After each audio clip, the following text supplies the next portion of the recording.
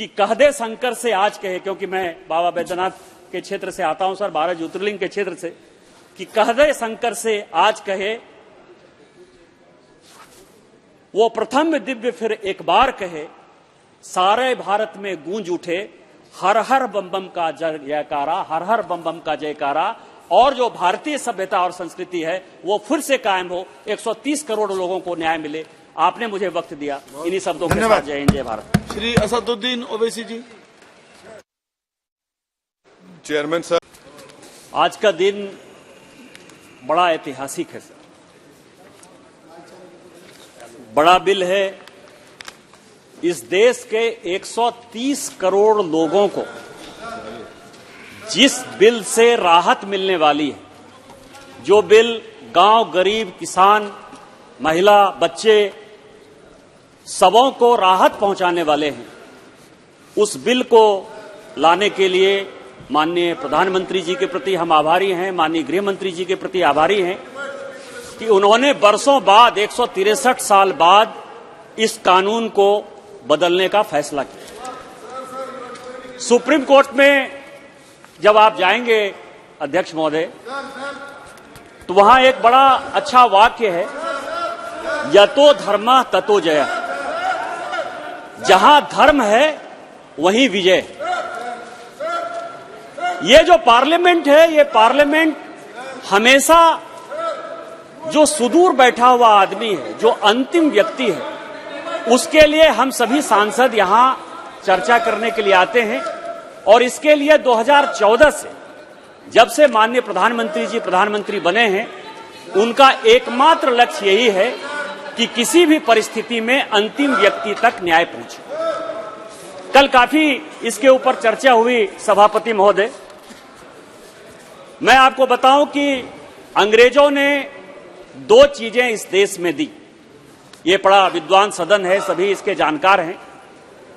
जो रविशंकर प्रसाद जी ने जहां से समाप्त किया, वहीं से शुरू करना चाहता हूं सर। इस देश में मैकाले ने 2 चीजें थी।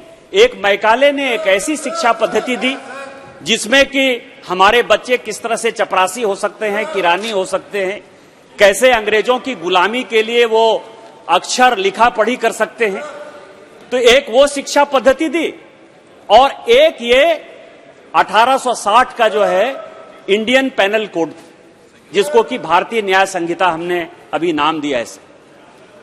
और इसके ऊपर खूब चर्चा हुई, लेकिन माननीय प्रधानमंत्री जी ने जो 2 बड़े काम किए इस लोकसभा में 2019 से लेकर 2024 तक में, जो एक बड़ा काम हुआ कि उन्होंने दोनों चीजों को, गुलामी की जो 2 निशानी थी, जो मैकाले की शिक्षा पद्धति थी, वो नई शिक्षा पद्धति दी, और ये 1860 का जो इंडियन पेनल कोड था, उसको खत्म करने का फैसला किया। लेकिन मुझे दुख होता है सर कि जब यहां चर्चा होती है तो चर्चा ये होती है कि ये इंडियन पेनल कोड था, ये एक सीआरपीसी था, आप इसको बदल लें। मुझे ये नहीं लगता कि भारत की सभ्यता संस्कृति जो समझते हैं सर, वो अपने ऊपर उनको घमंड क्यों नहीं होता है, अपने ऊपर उनको विश्वास क्यों नहीं होता है। यहां जो सीआरपीसी, आईपीसी की बात चल रही है, 2 चीजें इस देश में चली सर, जिसके आधार पर कि दंड मिलता था, न्याय मिलता था। वो याज्ञवल्क स्मृति था, जिनको कि वेद में, अपने हिंदुत्व होने में, भारतीय होने में जिनको घमंड हो, कि याज्ञवल्क स्मृति ऐसी थी जिसमें कि दंड निर्धारित था। और दूसरा जो है चाणक्य की अर्थनीति था, जिसमें कि दंड निर्धारित था। जो हमारे माननीय प्रधानमंत्री जी आज कह रहे हैं, वो चाणक्य से एक बड़ी प्रेरणा लेकर कह रहे हैं सर। चाणक्य क्या करता था, आपको कहानी याद है, आप तो वहां विभाग प्रचारक रहे सभापति महोदय, कि चाणक्य जो है, चाणक्य यदि किसी से व्यक्तिगत मीटिंग करते थे तो उसके लिए उनका दिया और बाती अलग होता था, और यदि सरकारी मीटिंग करते थे तो उसके लिए उनका दिया और बाती अलग था। इस तरह की भावना, यही माननीय प्रधानमंत्री जी कहते हैं कि ना खाएंगे ना खाने देंगे। उसी तरह से याज्ञवल्क स्मृति के आधार पर जो मिताक्षरी लॉ यहां लागू था, वो किस तरह का था? वो ये कहता था कि 80 साल के जो बूढ़े लोग हैं, उनके ऊपर किस तरह का न्याय होगा, जो 16 साल से कम उम्र के बच्चे हैं, उनके ऊपर क्या न्याय लागू होगा, जो महिलाएं हैं उनके ऊपर क्या न्याय लागू होगा, जो बीमार लोग हैं उनके ऊपर क्या लागू होगा। लेकिन हमने क्या किया, एक जो गुलामी की मानसिकता है, इस गुलामी की मानसिकता ने हमारी सोच को कंप्लीट बदल दिया। कंप्लीट इसीलिए बदल दिया सर कि हम अंग्रेजों की तो बात करते हैं कि 1757 के बाद, पलासी के युद्ध के बाद अंग्रेज बहुत आए, अंग्रेजों का ये कानून है, अंग्रेजों वापस जाओ। लेकिन जो मुगल आए 1526 में, उसके बारे में कभी याद करते हैं सर? जो 6ठी शताब्दी के बाद गुलाम वंश का हमारे ऊपर शासन हुआ, 6ठी शताब्दी के पहले तो यहां कोई मुस्लिम था ही नहीं। तो क्या 6ठी शताब्दी के पहले इस देश में कोई नियम कानून लागू नहीं था? क्या इस शिक्षा पद्धति ने हमको अकबर बाबर पढ़ने के लिए मजबूर कर दिया तो हम अकबर बाबर, मैकाले और लॉर्ड हेडिंग्स ही पढ़ते रहे? क्या हमने कभी पढ़ने का कोशिश किया है कि किस तरह से याज्ञवल्क्य ने क्या किया, पुष्यमित्र शुंग ने क्या किया, चाणक्य की क्या थ्योरी थी, अशोका द ग्रेट हुआ तो उसने क्या किया? उसी तरह से उसके जो नियम कानून थे, क्या हमने इसके बारे में कभी सोचा अध्यक्ष महोदय? तो मैं आपको यह बता रहा हूं कि माननीय गृह मंत्री जी ने 158 मीटिंग के अलावा हमारी ही सरकार, जिसको कि लगता है कि हमारी सरकार डेमोक्रेसी में बिलीव नहीं करती, बुलडोज करती है, अपोजिशन को सामने नहीं आने देती, उसके जानकारी के लिए मैं बता दूं कि हमारी सरकार में ही इतना दम था कि जिस बिल को हमने यहां इंट्रोड्यूस किया अध्यक्ष महोदय, और लगा स्टैंडिंग कमेटी में जाने के बाद कि इसमें और भी चेंजेस की आवश्यकता है, और स्टैंडिंग कमेटी ने, जिसमें सारे पॉलिटिकल पार्टी के लोग थे, उन्होंने जब कहा कि इस बिल को और बदलने की आवश्यकता है, तो उस बिल को हमारी सरकार ने वापस लिया और एक नए बिल के साथ हम आए, जिसमें कि स्टैंडिंग कमेटी के जितने भी रिकमेंडेशन थे उसको हमने जो है इंक्लूड किया। सर, जब स्टैंडिंग कमेटी में मैं गया तो 3 पुलिस अफसर, ब्रिजलाल जी जो इसके अध्यक्ष थे, और कल जो 2 लोगों का आपने भाषण सुना, इस एक्ट में क्या क्या चेंज हुआ है और क्या क्या अच्छा बात है मैं बताना चाहता हूं सर।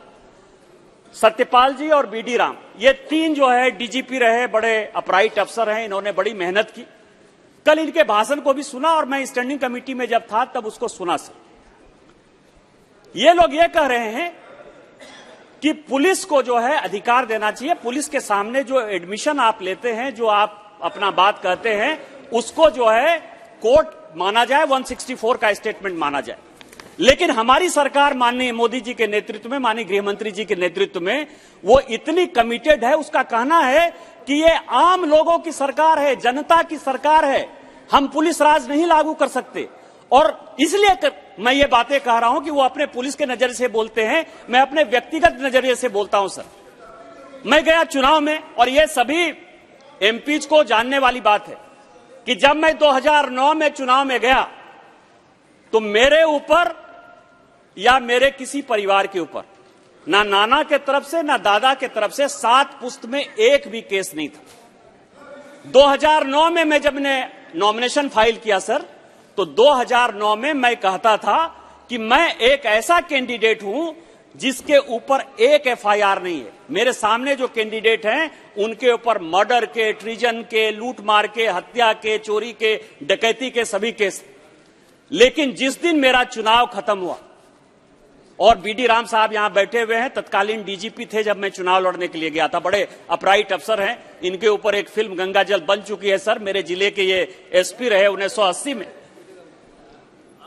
जब चुनाव जिस दिन खत्म हुआ अध्यक्ष महोदय, उस दिन मेरे ऊपर और मेरे पत्नी के ऊपर 307 का केस था। पहला केस जो मेरे ऊपर आया वो अटेम्प्ट टू मर्डर का हुआ। उल्टा मेरी ही गाड़ी जलाई गई, मेरी गाड़ी को आग लगा दिया गया, एसपी वहां खड़ा था।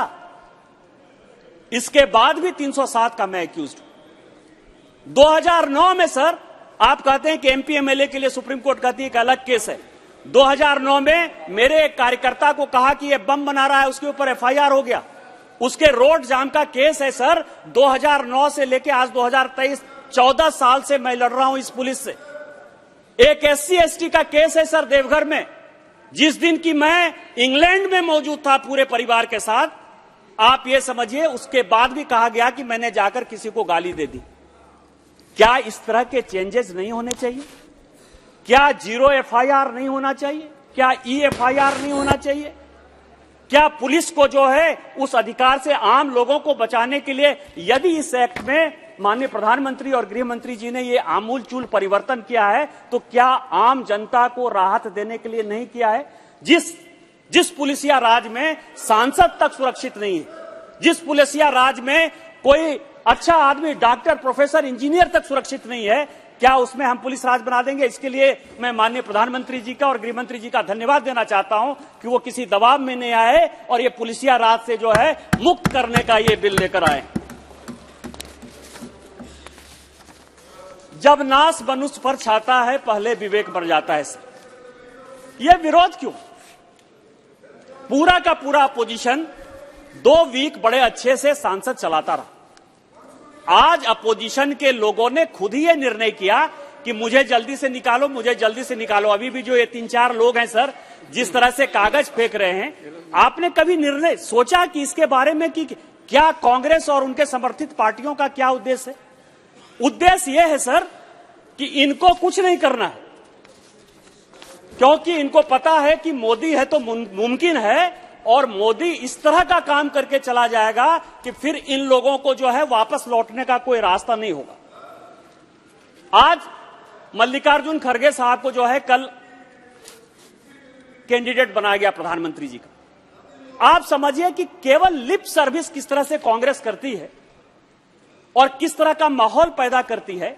अंबेडकर जी को जिस कांग्रेस ने की हराया, योगेंद्र मंडल जी को बांग्लादेश पाकिस्तान भगा दिया, बाबू जगजीवन राम को कांग्रेस छोड़ने के लिए मजबूर कर दिया, आज उसके लिए मल्लिकार्जुन खड़गे नजर आते हैं। उनको यह लगता है कि यह बिल यदि आ जाएगा तो शेड्यूल कास्ट, शेड्यूल ट्राइब को फायदा हो जाएगा। उनको यह लगता है कि कालेलकर कमेटी के बाद भी हमने ओबीसी रिजर्वेशन नहीं दिया, मंडल कमीशन के बाद भी ओबीसी रिजर्वेशन नहीं दिया, ओबीसी के जो अध्यक्ष रहे सीताराम केसरी जी, उनको हमने बेइज्जत करके कांग्रेस से निकाल दिया, फिर भी ओबीसी जातिगत जनगणना की बात करेंगे तो ये ओबीसी मूर्ख हैं। उनको लगता है कि ये जो बिल आ रहा है इसमें ओबीसी को फायदा होगा, इसीलिए वो उसका विरोध कर रहे हैं। मैं पार्लियामेंट की बात करता हूं। आप ये समझें कि इनको सीआरपीसी, आईपीसी, भारतीय न्याय संहिता, भारतीय नागरिक सुरक्षा संस्था, भारतीय एविडेंस एक्ट में जो समस्या नजर आ रही है कि 130 करोड़ लोगों को राहत आएगी, उसमें उन्होंने पार्लियामेंट का विषय, और मैं ये सारे लोगों के, चूंकि अध्यक्ष जी ने पत्र लिखा है इसलिए जानकारी देना चाहता हूं कि पार्लियामेंट की जो उस दिन की घटना है वो 27वीं घटना है। माननीय अध्यक्ष जी ने 17 घटनाओं का जिक्र किया है, 10 घटनाओं का जिक्र मैं कर देता हूं। 1960 का सवाल हो, 1962 का सवाल हो, 1964 का सवाल हो, 1966 का सवाल हो, 1971 का सवाल हो, वहां से लेके लगातार कांग्रेस के लोग प्लेन हाईजैक करते रहे और कांग्रेस के लोग यहां कट्टा लेकर आते रहे, रिवॉल्वर लेकर आते रहे। कभी भी पार्लियामेंट में किसी अपोजिशन पार्टी ने, चाहे वो जनसंघ हो, चाहे वो भारतीय जनता पार्टी हो, चाहे उस वक्त की जनता दल हो, कभी किसी ने पार्लियामेंट रोकने का प्रयास नहीं किया, क्योंकि संसद जो है, संसद का जो लॉ एंड ऑर्डर है, इसको मैनेज करने का जो अधिकार है वो केवल और केवल लोकसभा अध्यक्ष, लोकसभा सेक्रेटेरिएट को, और लोकसभा अध्यक्ष, लोकसभा सेक्रेटेरिएट पर इस सदन में कभी चर्चा नहीं हुई। लेकिन पहली बार ऐसा है सर, क्योंकि यह बिल आ रहा था और यह बिल आम गांव, गरीब, किसान, महिला, दलित के सम्मान के लिए आ रहा था, इस बिल को किसी तरह से नहीं पास करें, इसके लिए ये विरोध की राजनीति कांग्रेस कर रही है और नहीं मुद्दे को वो मुद्दा बनाने की कोशिश कर रही है। ये इसका सवाल है सर। मैंने देखा डिसेंट, नोट ऑफ डिसेंट, जिसके ऊपर बहुत कम चर्चा हुई। आप मानसिकता समझ सकते हैं सर कि कांग्रेस और उसके अपोजिशन की क्या मानसिकता है। उन्होंने नोट ऑफ डिसेंट दिया है। नोट ऑफ डिसेंट उन्होंने 3-4 विषय पर दिया है इस बिल पर, जिससे कि आपको लगेगा कि वो विरोध क्यों कर रहे थे। एक उन्होंने नोट ऑफ डिसेंट दिया सर कि ये जो भारतीय न्याय संहिता है, भारतीय नागरिक सुरक्षा संहिता है और भारतीय साक्ष्य बिल है, ये जो है हिंदी में है। नॉर्थ और साउथ का डिवाइड, मतलब देश को बांटने के लिए, पाकिस्तान और भारत के बांटने के बाद भी आज उनको खुशी नहीं है कि भारत यूनाइटेड है, भारत मजबूत है और माननीय प्रधानमंत्री जी के नेतृत्व में भारत आज विश्व की सबसे बड़ी ताकत बनने के लिए तैयार है। यह उनको मंजूर नहीं है सर। उन्होंने कहा कि यह हिंदी है। आप यह समझें सर, यह जो पार्लियामेंट है, पुराना पार्लियामेंट, जहां से कि अभी हम लोग नए पार्लियामेंट में आए, जो नॉर्थ ब्लॉक है, जो साउथ ब्लॉक है, जो सुप्रीम कोर्ट की मैंने बात की कि यतो धर्मा ततो जय, या राष्ट्रपति भवन है सर, यह सारी बिल्डिंग अंग्रेजों ने बनाई, हमने नहीं बनाई सर। आज हम भले नए बिल्डिंग में आ गए, माननीय प्रधानमंत्री जी ने यह नया बिल्डिंग दिया। मैं चैलेंज करता हूं कांग्रेस के सारे मित्रों को कि जाकर एक बार दोबारा पढ़िए। 70 साल आप वहां गए होंगे तो केवल पैसा कमाने के लिए गए होंगे, आपने कुछ देखा नहीं होगा कि उसमें क्या लिखा हुआ है, पढ़ा हुआ है। सभी बिल्डिंग में केवल और केवल संस्कृत के श्लोक हैं सर, एक भी अंग्रेजी का कोई वाक्य नहीं है, एक भी बाइबिल का कोई वाक्य नहीं है, एक भी कुरान का कोई वाक्य नहीं है। तो क्या आप उस बिल्डिंग में जाकर नहीं बैठे? और हिंदी जो है, हिंदी कौन सी मानसिकता है सर? आज आप समझिए कि पूजा होता है कश्मीर से कन्याकुमारी तक, यदि आप जाइए तो कोई भी पंडित हो, चाहे वो तमिल बोलने वाला हो, तेलुगु बोलने वाला हो, मलयालम बोलने वाला हो, भोजपुरी कन्नड़ बोलने वाला हो, वो सभी संस्कृत में ही पूजा कराता है। और यही मानसिकता है सर कि उनको जो गुलामी की मानसिकता, भूलने की मानसिकता है, जिसके ऊपर मैं कह रहा था कि ये देश जो है मुगल काल से देश नहीं है, ये काल मुगल या अंग्रेजों के आने के बाद ये देश नहीं बना है। ये देश जो है 4 वेद, 13 उपनिषद और रामायण और महाभारत हजारों हजार साल से आया है। और उसी मानसिकता के साथ यदि आप बात करेंगे तो आपको यह समझ में आएगा कि यह जो विरोध आप कर रहे हैं वो गलत विरोध कर रहे हैं। दूसरा जो उनका विरोध है सर, उनका विरोध है कि लोगों को फांसी नहीं होनी चाहिए। क्यों नहीं फांसी होनी चाहिए?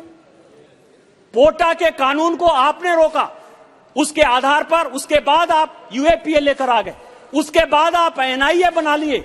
लेकिन आपको क्या लगता है कि इस देश में टेररिस्ट आ जाए, दाऊद इब्राहिम बम विस्फोट करके चला जाए, लेकिन उसको फांसी नहीं होनी चाहिए? ये कानून से फांसी। और आप कहेंगे कि अभी तक 6 ही लोगों को हमने फांसी दी है। कानून जो है सर, कानून केवल भय दिखाता है। कानून बताता है कि आप यदि गलत काम करेंगे तो आपको इतनी बड़ी सजा हो सकती है। इसमें कन्विक्शन कितना हुआ, फांसी क्या हुआ, ये आतंकवाद के खिलाफ जो इसमें हमने एक बड़ा कानून जो बनाया है सर, टेररिज्म को जो हमने डिफाइन किया है, टेररिस्ट एक्टिविटी को जो हम रोकने की कोशिश कर रहे हैं, इस कारण से उन्होंने नोट ऑफ डिसेंट दिया। नोट ऑफ डिसेंट का एक और अच्छा बात बताऊं सर, लोग कहते हैं, आप दिग्विजय सिंह का नोट ऑफ डिसेंट देख लीजिए, अधीर चौधरी जी का नोट ऑफ डिसेंट देख लीजिए, रवनीत बिट्टू का नोट ऑफ डिसेंट देख लीजिए, तीनों ने अलग अलग नोट ऑफ डिसेंट दिया है। तीनों का लाइन, कॉमा, फुल स्टॉप सब एक ही है सर। यदि तीनों का लाइन, कॉमा, फुल स्टॉप एक ही था तो आप एक ही लेटर पर साइन कर देते, अधीर रंजन चौधरी के लेटर पर साइन कर देते और साइन कर देते सब। लेकिन सबको अपना नाम लेना है, ये विरोध की बात है सर। इसी तरह से मैं आपको बताऊं कि दूसरा उनका विरोध है सर कि जो आउटसाइड में लोग हैं उनका कन्विक्शन कैसे होगा। अब दाऊद इब्राहिम 93 में बम विस्फोट करके चला गया, पाकिस्तान भाग गया। यदि वो हमारे यहां नहीं आ रहा है सर, बस 5 मिनट में जो है मैं खत्म करूंगा सभापति, मुझे पता है कि और भी बहुत वक्त है बोलने के लिए। लेकिन दाऊद इब्राहिम यदि नहीं आ रहा है, उसकी संपत्ति यहां पड़ी हुई है, यदि उसने देश के खिलाफ विरोध किया, इतना बड़ा राष्ट्रद्रोह किया, तो क्या आप उसकी संपत्ति जब्त नहीं करेंगे? क्या उसके ऊपर जो है आपको फांसी की सजा नहीं करनी है? इसके लिए वो विरोध करते हैं। यदि विजय माल्या चला गया, नीरव मोदी चला गया, यदि वो चला गया और हमारे यहाँ के बैंक को जो है वो खाली खोखला करके चला गया, आम लोगों को परेशान करके चला गया, तो क्या आपको नहीं लगता कि उसको कन्विक्ट करें? वो कहीं यदि भाग गया तो उसको कन्विक्शन नहीं होना चाहिए? उसका विरोध है सर कि आप इस तरह का काम नहीं करिए, इससे एफडीआई नहीं आएगा, चीजें नहीं आएगा। मैं केवल बता रहा हूं कांग्रेस की मानसिकता, हिंदी के विरोध की मानसिकता है, टेररिस्ट मानसिकता है, आउटसाइड इंडिया में जो लोग रहते हैं, ये उन्होंने नोट ऑफ डिसेंट में दिया है सर। मैं कोई नई बात आपको नहीं बता रहा हूं। दूसरा सवाल है कि एक लोगों को मैं जानकारी दे दूं कि ये सरकार ऐसी है जो आम लोगों के लिए चिंतित है। हमारी तरफ से भी वक्ता बोलते रहे काफी कि अडल्ट्रेशन पर यह होना चाहिए, आंदोलन पर यह होना चाहिए। कई एक एक्ट ऐसे हैं जो स्पेशल एक्ट, एडल्ट्रेशन का अलग से एक्ट है, उसमें फांसी तक की सजा है, आजीवन कारावास की सजा है। इसीलिए आईपीसी में यदि ये धारा इस तरह से है तो इसमें आपको भारतीय न्याय संहिता में बहुत परेशान होने की आवश्यकता नहीं है सर। और चौथा जो उनका विरोध है सर, जो मेन विरोध है कि पुराना ही बिल है, उसको कट पेस्ट करके जो है हमने डाल दिया। अब आप ये बताएं कि आजादी का ये 75 साल है, हमारे पहले भी यहां सांसद होते रहे, इस पार्लियामेंट में किस तरह की चर्चा होती है सर? किसी को रोटी चाहिए, किसी को कपड़ा चाहिए, किसी को मकान चाहिए, किसी को स्वास्थ्य चाहिए। उसी तरह से महिलाओं के ऊपर यदि जुर्म होगा तो क्या सजा होनी चाहिए? गैंग रेप होगा, क्या सजा होना चाहिए? टेररिज्म का होगा, क्या सजा होना चाहिए? मैं आपको बताऊं कि कोई और भी अलग बातचीत हो सकती है क्या सर? हो सकती है। आर्म फोर्सेस के साथ हमारा बिहेवियर कैसा होना चाहिए, एडल्ट्री के साथ हमारा बिहेवियर कैसा होना चाहिए। हम 377 और एडल्ट्री के खिलाफ हैं, और मैं आपको बताऊं कि जो सुप्रीम कोर्ट ने यतो धर्म ततो जय की बात कही, तो उन्होंने जय की बात नहीं की, धर्म की तो बात ही नहीं कर रहा है। कोई भी धर्म जो है एडल्ट्री को और 377 को जो है अननेचुरल सेक्स को बढ़ावा नहीं देता है। सुप्रीम कोर्ट ने जो भी किया वो गलत किया, और सारे लोगों ने आग्रह किया है, सरकार जो भी होगी सरकार बातचीत करेगी। लेकिन मैं आपको बताऊं कि रोटी कपड़ा मकान स्वास्थ्य जब मेन विषय है, तो कोई भी यदि सजा देनी होगी, मर्डर का जो सजा होगा, रेप का जो सजा होगा, वो बराबर होगा। तो उसके लिए आप कहेंगे कि हमने जो है पुरानी बोतल में जो है नई शराब डाल दी, या नई शराब जो है पुरानी बोतल में डाल दी। हम माननीय प्रधानमंत्री जी के और गृह मंत्री जी के शुक्रगुजार हैं कि उन्होंने जो मुगलों की निशानी थी, जो अंग्रेजों की निशानी थी, उसको मिटाकर भारतीय परंपरा को स्थापित करने के लिए ये बिल लाने का फैसला किया है, भारतीय मानसिकता के साथ, कि हमारे यहां पिता का पुत्र के साथ, पत्नी के साथ, ज्वाइंट फैमिली में किस तरह का संबंध होता है, वो लेकर आए हैं। अंत में मैं दिनकर की एक कविता के साथ माननीय प्रधानमंत्री जी और गृह मंत्री जी का जो है धन्यवाद देना चाहता हूं कि कह दे शंकर से आज कहे, क्योंकि मैं बाबा बैद्यनाथ के क्षेत्र से आता हूं सर, 12 ज्योतिर्लिंग के क्षेत्र से, कि कह दे शंकर से आज कहे, वो प्रथम दिव्य फिर एक बार कहे, सारे भारत में गूंज उठे हर हर बम बम का जयकारा, हर हर बम बम का जयकारा, और जो भारतीय सभ्यता और संस्कृति है वो फिर से कायम हो, 130 करोड़ लोगों को न्याय मिले। आपने मुझे वक्त दिया, इन्हीं शब्दों के साथ जय हिंद जय भारत। श्री असदुद्दीन ओवैसी जी। Chairman sir.